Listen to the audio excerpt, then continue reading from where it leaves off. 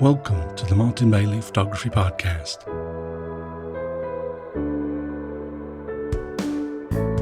It's September 24, 2019, and this is episode 678.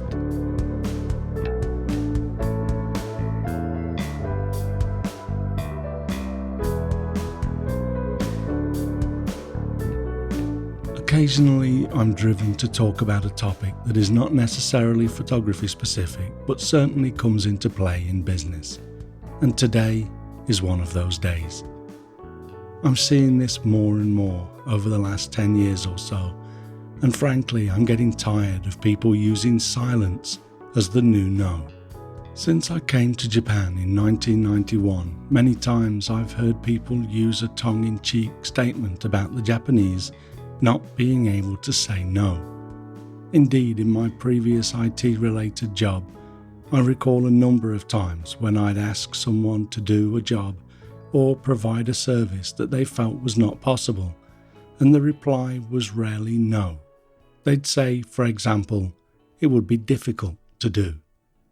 Knowing perfectly well that they were simply trying to say no, I would generally retort that doing things that are difficult is what makes us successful, and I'd get them to take on the job or provide the service that I needed doing. But that's a different story. My point here is that even with this style of avoiding saying no, you still know where you stand. It's easy to see that they mean no, and a more tactful Japanese businessman may accept that as a no and move on. But whichever way you look at it, you still have an answer that you can work with. These days, though, I'm seeing more and more often people around the world deciding to not reply to an email as a way to say no. And today, I'd like to talk a little bit about why this is a totally unacceptable way of doing business or communicating in general. The first thing I want to impress on you is that if a person cannot talk with you about a request, it's a sure sign that they lack the negotiation skills necessary to do their job. People now feel so awkward disagreeing with others, they're choosing silence over negotiating towards a mutually agreeable conclusion. Is it really so difficult to reply to someone in a way that allows the conversation to continue in what I would imagine more often than not, to be an ultimately positive way?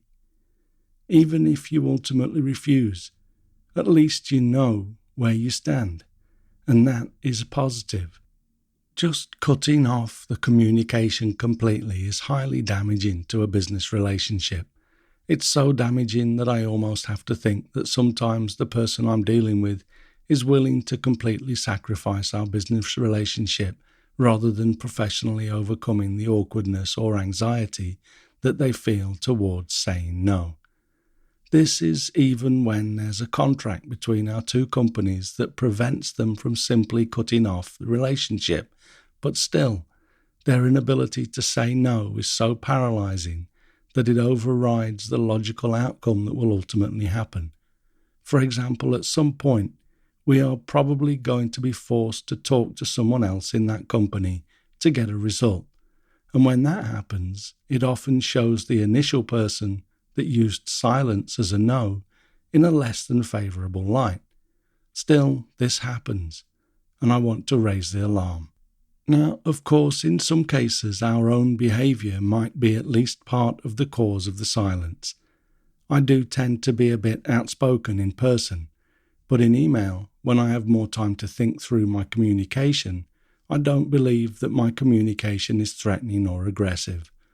Many years ago, I would have doubted myself more. I used to be quite aggressive in my communication, but during the 10 years that I worked as a senior manager in Tokyo, I learned that this is never the way to communicate. My thinking used to be that if someone has made a mistake or done something wrong, it was totally fine to bring that to their attention in an often not very tactful way. The problem with this is that people rarely make mistakes or do things wrong intentionally. That doesn't make it right, but pulling someone up for these things only causes them to resent you and never results in them changing their behaviour and therefore is generally counterproductive.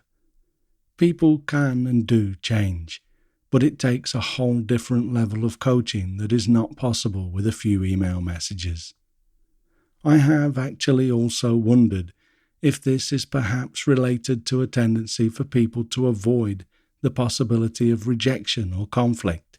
For example, if they were to send an email telling someone that they don't need their service or think it's too expensive, they could find themselves in a situation that they emotionally cannot bear. I've heard stories of younger people these days avoiding getting into relationships for fear of how painful it would ultimately be to split up from that partner. I can't help wondering if this tendency of using silence as a no is related to that kind of mentality. In addition to showing a lack of negotiation skills, people should also understand that email is no longer an infallible form of communication. Statista shows that as of 2018, 45.3% of all email sent is spam. And that sounds like a lot, but it's down from 92.6% in 2008, just 10 years ago. The reason it's down is because companies are implementing a multitude of standards to prove the identity and validity of the sender. And while this is, of course, a good thing, I've noticed more and more over the last 3 to 4 years that people I do business with and my own email end up in the recipient's spam folder at an alarmingly high frequency. These are often people that I've done business with for years, and companies that are respected and trustworthy. Checking our spam folder for email has become relatively common, and quite often, if we're looking for an email, we find it hidden in the depths of that spam folder. This is not what's happening with the silence tactics that I'm referring to in this email, though. Email generally doesn't just switch from normal deliverability to spam overnight. Plus, I run my own email server and can check the logs. If something goes to spam, I can see that it went there, but I have no control over the email before it hits my system, and therefore there is always the possibility that someone has flicked a switch on an intermediate email server that caused the email I'm waiting for to be blocked. This is another reason that using silence as a way of saying no is so dangerous. These days, as a recipient, we are simply left with at least a little bit of doubt as to whether or not the email was blocked, or if we are receiving the silent treatment. We can ask, and I generally do if I don't get a reply after a week or so, but when that doesn't prompt a response, I generally start to worry. Of course, the other possibility is that the other party has simply gotten too busy to reply.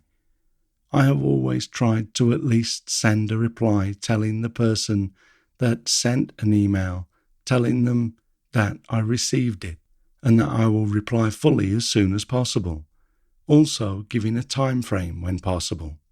For example, when I'm on tour, especially in January and February when I run my 3 winter tours back to back, I often receive email that I have no option but to ignore for a few days, but then I try to catch up as soon as possible as my time frees up. Even then though, I always have time to at least scan through my email, and when I see a mail from a client or a business partner that is obviously important, I at least try to reply and tell them when I will be able to provide a full reply. Simply ignoring an email comes across as the new no, but having confirmation that your email has arrived and that you will reply makes a huge difference. I was bitten by the busy silence yesterday when I received a reply from the developer of the Meow Gallery and Lightbox plugins for WordPress that I discussed in last week's podcast. I made a remark about his statement on his support page and how I had not received a reply to 2 of my email. It turns out that he'd been caught up in something and chose not to reply. Seriously, I would have appreciated a quick "I'll get back to you later" reply to let me know that I was at least not being ignored. But based on the nature of our communication to that point, I should have given him the benefit of the doubt. This, though, is a direct result of my frustration over people using this silence as the new no. It would be hypocritical of me to say that I never ignore email, so I have to mention that I will routinely ignore email that is obviously spam. Even when addressed directly to me, I generally just delete email asking me if I'd like someone to get my site at the top of Google search results. Depending on the keywords used, I almost want to reply and tell them that I already am at the top, but that would be unproductive.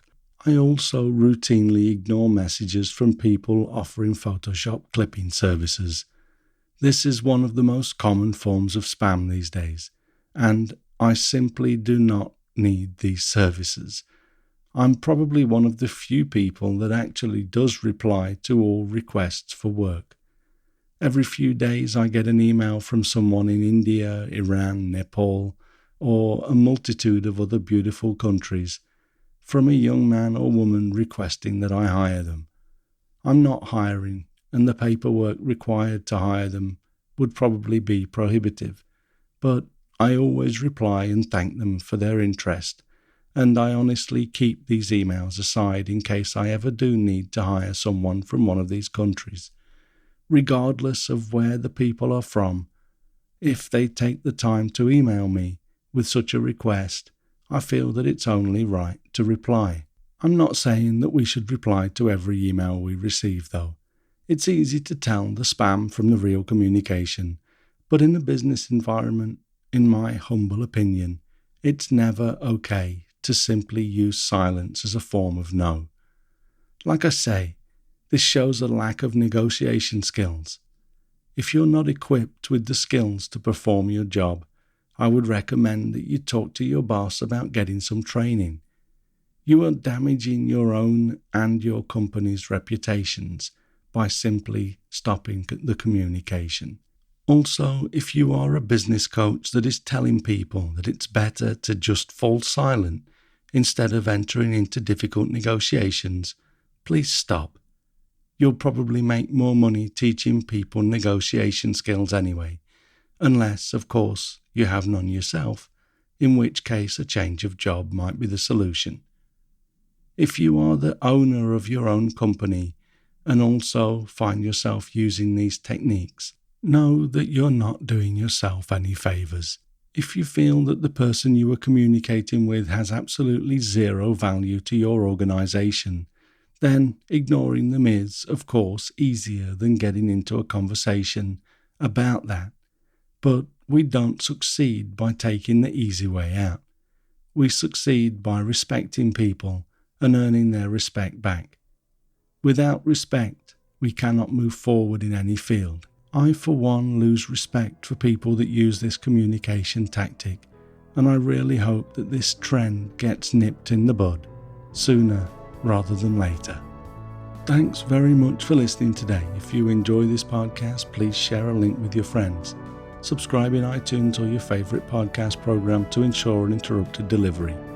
If you have a moment to rate the podcast or leave us a review in iTunes, that helps to keep us relevant in the huge number of podcasts out there now. You can find me on Instagram, Facebook, LinkedIn and Twitter, and links to everything that I'm up to are at martinbaileyphotography.com, so do drop by and take a look.